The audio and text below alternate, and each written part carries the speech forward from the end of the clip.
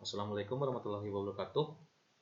Perkenalkan, nama saya Muhammad Al-Habib. Saya saat ini sedang menduduki bangku kuliah pada program studi S1 Teknik Kimia Universitas Riau. Tujuan saya melakukan video ini yaitu untuk memenuhi tugas ujian akhir semester dari mata kuliah absorpsi dan penukar ion yang mana dibimbing oleh Ibu Desi Heltina. Nah, di samping dari memenuhi tugas ujian akhir semester, tujuan saya melakukan video ini sendiri ialah untuk memberikan ilmu bagi yang menonton video saya ini. Nah, tugas dari ujian akhir semester ini sendiri yaitu mereview artikel mengenai absorpsi. Yang mana untuk artikelnya ini sendiri yaitu berjudul yang pertama, kinetika absorpsi karbon aktif dalam penurunan konsentrasi logam tembaga dan timbal. Setelah itu yang kedua, absorpsi logam kadmium pada kadmium sulfat menggunakan batang pohon pisang sebagai absorben. Nah, untuk artikel pertama yang saya review itu sendiri ialah kinetika absorpsi karbon aktif dalam penurunan konsentrasi logam tembaga dan timbal. Untuk pendahuluannya itu sendiri ialah sebagian besar pencemaran lingkungan disebabkan oleh limbah industri cair yang mana mengandung logam berat seperti tembaga dan timbal. Nah, untuk timbal ini sendiri merupakan salah satu jenis logam berat yang memiliki tingkat toksisitas tinggi yang mana jika terserap ke dalam tubuh manusia, timbal dapat menyebabkan kecerdasan anak menurun, pertumbuhan tubuh yang terhambat, bahkan dapat menimbulkan kelumpuhan. Sementara itu, logam tembaga termasuk logam berat esensial. Jadi meskipun beracun, tetapi sangat dibutuhkan manusia dalam jumlah yang kecil, yang mana toksisitas yang dimiliki oleh tembaga baru akan bekerja bila telah masuk ke dalam tubuh organisme dalam jumlah yang besar atau melebihi nilai toleransi organisme terkait. Nah, dari yang dijelaskan sebelumnya diperlukan metode yang dapat digunakan untuk menurunkan kadar timbal dan tembaga. Nah, selanjutnya yaitu metode. Nah, untuk metode ini sendiri diperlukan alat alat laboratorium. Nah, untuk bahannya itu sendiri yang digunakan ialah karbon aktif dengan merek Heikarb, satu Aquaris dengan merek Bratachem, dan batu NaOH dengan merek Merck, SCuSO4 yang juga dengan merek Merck, dan PbNO3 yang juga dengan merek Merck. Nah, prosedur penelitian ini sendiri meliputi absorpsi logam tembaga 2 dan timbal 2. Pengujian kadar logam menggunakan AAS atau Atomic Absorption Spectrophotometry. Nah, dengan tipe GWC 932+ dengan menggunakan metode APHA dan menghitung kapasitas dan kinetika absorpsi logam tembaga 2 dan timbal 2. Parameter yang diteliti adalah variasi waktu kotak absorpsi yaitu 10 menit, 20 menit, 30 menit, dan 40 menit dengan variasi massa karbon aktif yang digunakan yaitu 1 gram dan 1,5 gram serta volume adsorbat yang digunakan sebanyak 50 ml dengan konsentrasi 100 ppm. Selanjutnya hasil dan pembahasan. Nah, untuk hasil yang diperoleh dari penelitian ini sendiri yaitu bisa dijelaskan pada tabel 1 dan tabel 2. Yang mana untuk tabel 1 dan tabel 2 ini sendiri terlihat bahwa variasi massa dan variasi waktu kontak berpengaruh terhadap penurunan konsentrasi logam tembaga 2 dan timbal 2. Absorben aktif dengan massa 1,5 gram pada waktu kontak 40 menit lebih banyak menurunkan konsentrasi logam tembaga 2 dan timbal 2 dibandingkan absorben karbon aktif dengan massa 1 gram. Nah, karbon aktif dengan massa yang lebih besar akan menyebabkan bertambahnya jumlah partikel dan luas permukaan karbon aktif, sehingga bertambahlah sisi aktif absorpsi dan menyebabkan efisiensi penyerapannya pun bertambah. Nah, lalu ditinjau dari efisiensi penyerapan karbon aktif terhadap logam tembaga 2 dan timbal 2 pada tabel 1 dapat ditentukan waktu kontak optimum. Lalu pada absorpsi ion logam tembaga 2, waktu kontak optimum terjadi pada waktu ke-40 menit dengan menggunakan karbon aktif 1,5 gram dengan nilai efisiensi penyerapan sebesar 34,18%. Sama halnya dengan absorpsi ion logam timbal. Waktu kontak optimumnya itu sendiri terjadi pada menit ke-40 dengan menggunakan 1,5 gram karbon aktif dengan nilai efisiensi penyerapan sebesar 85,6%. Selanjutnya yaitu isotop absorpsi logam tembaga 2 dan timbal 2 menggunakan absorben karbon aktif. Isotop absorpsi logam tembaga 2 dan timbal 2 dengan absorben karbon aktif berdasarkan persamaan Freundlich dan Langmuir dapat diketahui dengan membuat grafik. Nah, untuk model absorpsi Freundlich dibuat grafik hubungan antara logaritma CE dengan logaritma QE. Sedangkan untuk model absorpsi Langmuir dibuat grafik hubungan antara CE dengan CE per QE. Grafik isotom Freundlich dan isotom Langmuir untuk absorpsi logam tembaga 2 dan timbal 2 menggunakan karbon aktif 1 gram dapat dilihat pada gambar 1 dan gambar 3. Sedangkan untuk karbon aktif 1,5 gram dapat dilihat pada gambar 2 dan gambar 4.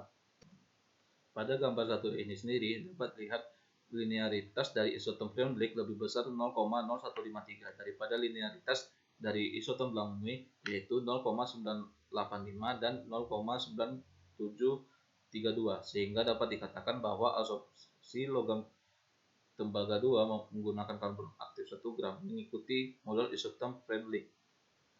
Setelah itu pada gambar 2 linearitas pada isotom Freundlich lebih besar 0,0183 dibandingkan linearitas pada isotom Langmuir yaitu 0,9853 dan 0,967. Hal ini menandakan bahwa isotom absorpsi logam tembaga 2 oleh karbon aktif dianggap mengikuti isotom Freundlich.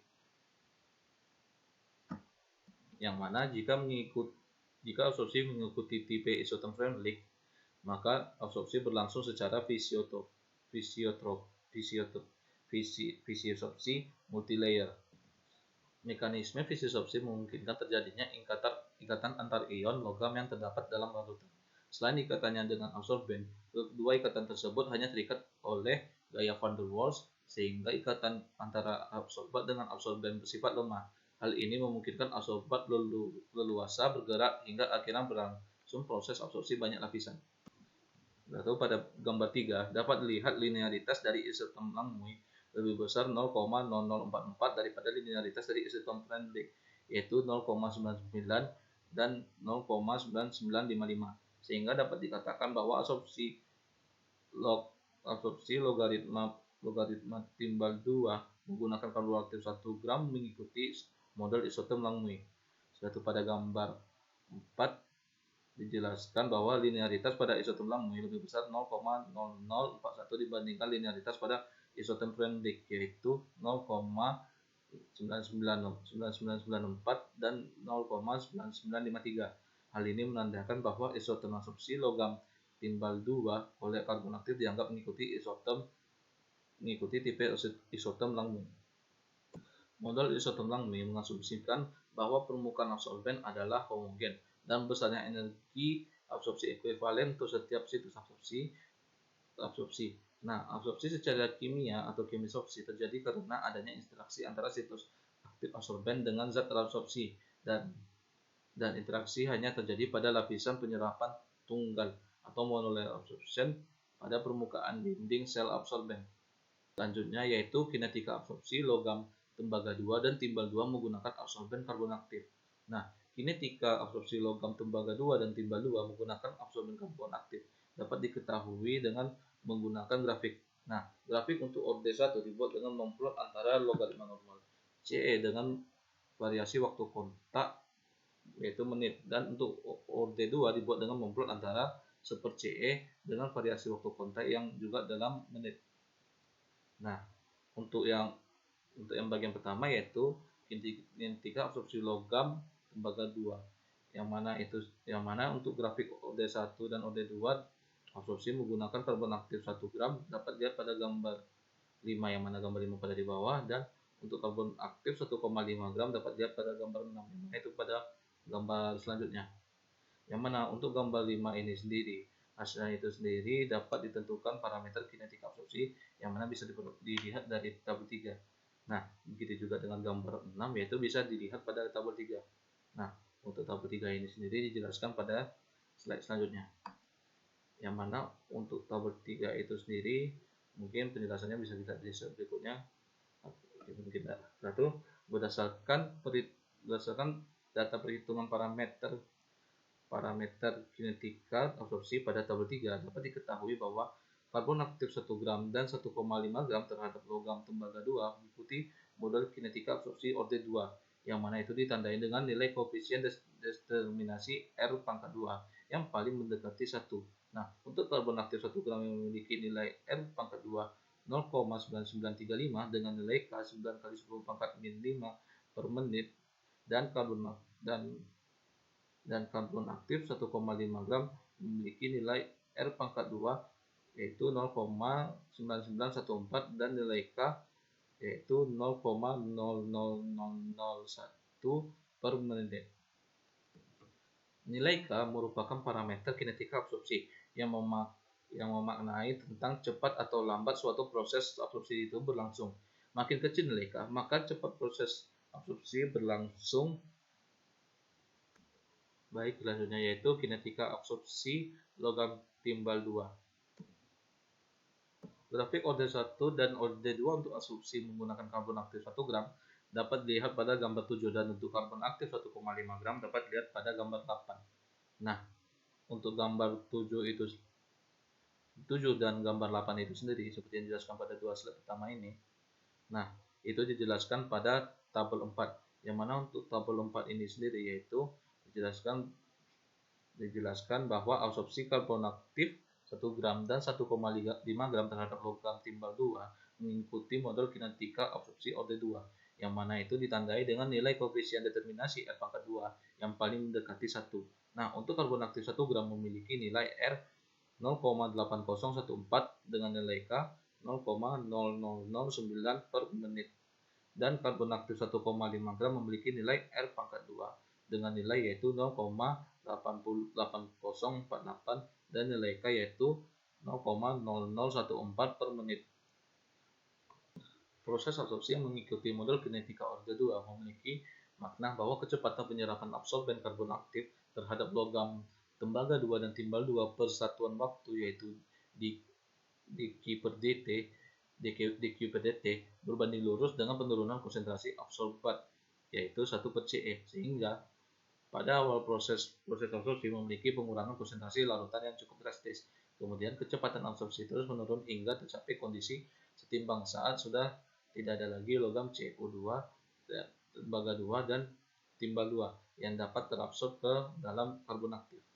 Suatu dari artikel atau penelitian ini sendiri dapat disimpulkan bahwa waktu kontak optimum pada proses absorpsi logam tembaga 2 dan timbal 2 adalah 40 menit dengan massa karbon aktif 1,5 gram, yang mana itu didapatkan efisiensi penyerapan optimum sebesar 34,1753% untuk penyerapan logam tembaga 2 dan 85,6050% untuk penyerapan logam timbal 2. Setelah itu, pola isoton absorpsi karbon aktif terhadap logam tembaga 2 mengikuti model isoton Bernoulli dan logam timbal 2 mengikuti model isoton Langmuir. Nah, data yang terakhir, kinetika absorpsi karbon aktif terhadap logam tembaga 2 dan timbal 2 mengikuti kinetika absorpsi order 2. Selanjutnya saya akan mereview mengenai artikel yang kedua yaitu absorpsi logam kadmium pada kadmium sulfat dengan menggunakan batang pohon pisang sebagai absorben. Nah, untuk pendahuluannya itu sendiri yaitu seperti yang hampir sama dijelaskan dengan artikel yang sebelumnya, yaitu sebagian besar pencemaran lingkungan disebabkan oleh limbah industri cair yang mana itu mengandung logam berat seperti kadmium, yang itu juga dijelaskan sebelumnya yaitu dalam bentuk senyawa toksik, yang mana untuk kadmium ini sendiri yaitu berupa senyawa toksik yang sangat berbahaya bagi kesehatan manusia dan berdampak negatif untuk lingkungan sekitar. Nah, limbah cair yang mengandung logam berat ini sendiri diketahui sangat berbahaya karena sifat logam berat yang akumulatif menyebabkan kandungannya yang selalu bertambah dan dapat mengurangi kebersihan air lingkungan sekitar. Yang mana jika air tersebut digunakan untuk keperluan sehari-hari, maka logam tersebut dapat terakumulasi dalam air tersebut juga akan terakumulasi dalam tubuh makhluk hidup dan merusak ekosistem. Nah, dari apa yang dijelaskan ini sendiri diperlukan metode yang digunakan untuk menurunkan kadar kadmium. Nah, untuk metodenya ini sendiri yang mana itu penelitiannya akan dilakukan di Laboratorium Rekayasa Kimia Fakultas Teknik, Laboratorium Kualitas Air Fakultas Perikanan dan Ilmu Kelautan Universitas Mula Warman. Nah, bahan-bahan yang digunakan dalam penelitian itu sendiri ialah batang pohon pisang, aqueous, kertas saring, larutan NaOH 0,1 molar merk dan larutan CDSO4 0,1 molar M-sub. Nah, yang pertama yaitu pembuatan absorben. Nah, proses pembuatan absorben dengan membersihkan batang pohon pisang yang akan digunakan. Setelah itu dipotong kotak-kotak kecil. Nah, lalu dari batang pisang ini sendiri dikeringkan terlebih dahulu di bawah paparan sinar matahari selama 1 hari. Setelah itu dilakukan pengovenan pada suhu 150 derajat Celcius. Nah, yang mana itu prosesnya itu sendiri berupa proses pirolisis. Nah, proses pirolisis hasil dari aktivasi kimia pada temperatur 300 derajat Celcius selama 30 menit. Lalu batang pisang hasil pirolisis dari furnace dikeluarkan, kemudian dilanjutkan dengan proses pendinginan hingga temperatur ruang dan disimpan dalam desikator. Nah, batang pisang yang kering ini sendiri dikontakkan dengan larutan NaOH 0,1 molar dengan perbandingan 1:4. Setelah itu dilakukan pengadukan. Nah, hasil dari pengadukan tersebut kemudian dipisahkan dengan kertas saring dan dicuci dengan Aquades. Dilanjutkan dengan penyaringan kembali dari hasil pencucian tersebut. Variasi kecepatan pengadukan yang digunakan yaitu 200, 250, dan 300 rpm untuk didapatkan variasi kecepatan pengadukan optimum. Nah, setelah yang kedua, variasi kecepatan pengadukan. Pada proses ini, absorben yang didapatkan dari pengaktifasian kimia yang dilanjutkan dengan pengaktifasian fisika, kemudian diayak hingga didapatkan ukuran absorben mesh. Nah, absorben dicampurkan ke dalam sampel kadmium sulfat dengan perbandingan 1:5, yang mana selanjutnya akan dilakukan pengadukan kembali dan disaring. Setelah itu dapat dianalisa dengan menggunakan spektrofotometer serapan atom atau SSA. Setelah itu untuk metode terakhir yaitu proses penentuan penurunan kadar kadmium. Nah, kapasitas absorpsi dapat dihitung dengan menggunakan persamaan berikut, yang mana untuk QE sama dengan CI dikurang CE per M lalu dikalikan dengan V. Nah, untuk keterangannya itu sendiri, CI itu sendiri yaitu berupa konsentrasi awal kadmium, satu untuk CE yaitu berupa konsentrasi akhir kadmium, yang mana untuk satuannya itu sendiri yaitu miligram per liter. Nah, untuk QA itu sendiri yaitu kadmium yang terabsorpsi oleh absorben, yang mana itu dalam satuan miligram per gram. Nah, untuk V-nya itu sendiri yaitu total volume larutan dalam liter 1 ml itu sendiri, proses absorben yaitu dalam bentuk gram. Selanjutnya yaitu hasil dan pembahasan. Nah, yang dari hasil dan pembahasan ini sendiri akan dibahas yaitu mengenai pengaruh pengadukan, yang mana dari data kemampuan penyerapan logam kadmium arang batang pohon pisang pada variasi kecepatan dapat dilihat pada gambar 1. Hasil analisa menunjukkan adanya perbedaan kapasitas absorpsi logam pada variasi ukuran absorben. Semakin tinggi kecepatan pengadukan larutan kadmium, maka jumlah penyerapan logam akan semakin tinggi. Larutan kadmium dengan kecepatan pengadukan 200 rpm dapat memiliki logam kadmium sebesar 8,240 mg per liter dengan penurunan 0,3%. Nah, larutan kadmium dengan kecepatan pengadukan 250 rpm memiliki logam kadmium sebesar 8,149 mg per liter dengan penurunan 1,48%. Nah, terakhir, larutan kadmium dengan kecepatan pengadukan 300 rpm memiliki logam kadmium sebesar 8,144 mg per liter dengan penurunan 1,55%. Pada gambar 1 ini sendiri dapat dijelaskan bahwa data hasil analisis menunjukkan bahwa pada kecepatan pengadukan 300 rpm memiliki kemampuan absorpsi yang paling besar dibandingkan dengan kecepatan pengadukan dari 250 rpm dan 200 rpm. Absorpsi dibatasi terutama oleh proses film diffusion atau pore diffusion, tergantung besarnya dalam sistem. Jika pergolakan yang terjadi relatif kecil, maka lapisan film yang mengelilingi partikel akan tebal sehingga absorpsi berlangsung lambat. Apabila dilakukan pengadukan yang cukup, maka kecepatan difusi film akan meningkat. Oleh karena itu, bila pengadukan terlalu lambat, maka proses absorpsi berlangsung lambat pula. Tetapi bila pengadukan terlalu cepat, kemungkinan struktur absorben cepat rusak sehingga proses absorpsi kurang maksimal, di mana pada kecepatan di atas 600 rpm tidak akan meningkatkan kapasitas penyerapan. Berdasarkan teori di atas, dapat dilakukan penelitian ini sesuai dengan teori yang menyatakan bahwa penyerapan meningkat sering meningkatnya kecepatan pengadukan.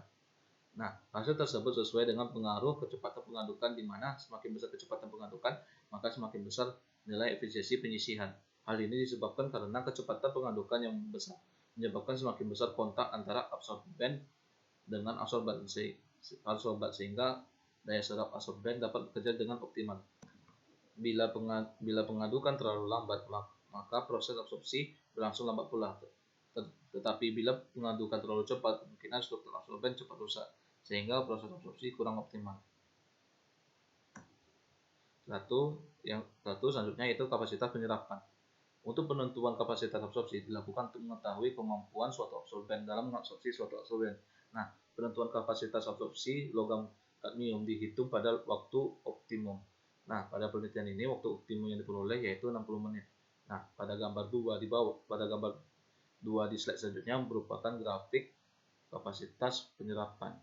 Yang mana untuk gambar 2 ini sendiri dijelaskan bahwa kapasitas penyerapan diperoleh menggunakan rumus persamaan 3.1, yang mana itu dari yang ada dijelaskan pada slide sebelumnya, yang mana itu kapasitas penyerapan pada 200 rpm yaitu sebesar 0,0006 mg per liter. Satu kapasitas penyerapan mililiter per gram. Suatu kapasitas penyerapan pada 250 rpm sebesar 0,00246 ml per gram. Suatu kapasitas penyerapan pada 300 rpm yaitu sebesar 0,00258 ml per gram. Penurunan kadar air sangat erat hubungannya dengan sifat higroskopis dari larutan aktivator. Higroskopis yaitu merupakan kemampuan suatu zat untuk menyerap molekul air dari lingkungannya baik melalui absorpsi. Nah, terkaitnya molekul air yang ada pada karbon aktif oleh aktivator menyebabkan pori-pori pada karbon semakin besar. Lalu yang terakhir yaitu kesimpulan.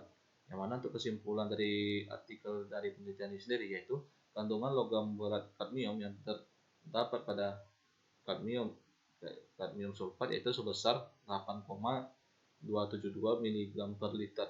Nah, untuk kecepatan pengadukan kecepatan pengadukan yang dapat menentukan kadar kadmium terbaik yaitu 300 rpm dengan menggunakan kandungan logam berat kadmium sebesar 8,144 mg per liter. Yang terakhir yaitu kapasitas penyerapan pada 200 rpm yaitu sebesar 0,0006 mg per liter. Suatu kapasitas penyerapan pada 250 rpm yaitu sebesar 0,00246 mg per liter. Suatu kapasitas penyerapan pada 300 rpm yaitu sebesar 0,00258 mg per liter. Baik, demikian itu saja yang dapat saya sampaikan. Apabila terdapat kesalahan baik itu dalam jumlah yang sedikit maupun jumlah yang banyak, saya mohon maaf. Dan demikian itu saja dari saya. Wassalamualaikum warahmatullahi wabarakatuh.